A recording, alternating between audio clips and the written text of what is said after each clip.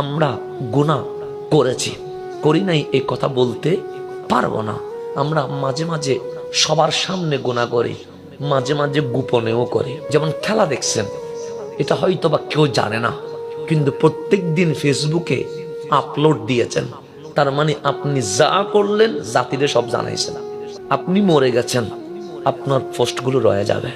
আমার বোন ছবি দিয়েছে, বেপর্দা চেহারা, মানুষ দেখছে, ও মারা গেছে, ও তো চলে গেছে, কিন্তু ওর ছবিটা রয়ে গেছে।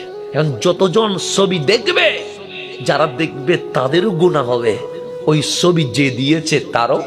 তা আমার বোন মরে যাওয়ার পরেও গুনাহ বন্ধ আসেনি? নাই। কেন? আপনি পাপ তো করেছেন, আপনি ডকুমেন্টস রেখে দিয়েছেন, আপনি জাতিকে জানিয়ে দিয়েছেন। ইন্টারনেট ব্যবহার একটু সতর্ক হন বন্ধু। মানুষ যখন মরে যায়, তিনটা আমল চালু হয়ে যায়। তিনটা আমলের মধ্যে যেমন ভালো কাজ রেখে গেলে, রাস্তা করলেন, মসজিদ করলেন, মাদ্রাসা করলেন, এতিমখানা করলেন, বৃদ্ধাশ্রম করলেন, এগুলোর মাধ্যমে মানুষের উপকৃত হচ্ছে মানুষ, এটার যেমন সওয়াব যাচ্ছে। আপনি সিনেমা হল দিলেন, নাচ দিলেন, গান দিলেন, এটার কারণে সমাজ নষ্ট হচ্ছে। যেমন গুনাহ সমাজের হচ্ছে, তেমন গুনাহ মরার পরেও আপনার কাছে একটা অংশ চলে যাচ্ছে।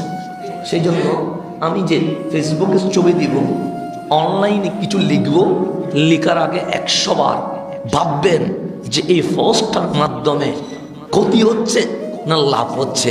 এই যে খেলা যে দেখলেন, প্রত্যেকে যে পোস্ট করেছেন, প্রত্যেকটা পোস্ট রয়ে গেছে, এর মাধ্যমে আপনি জাতিকে সাক্ষী করে গেছেন।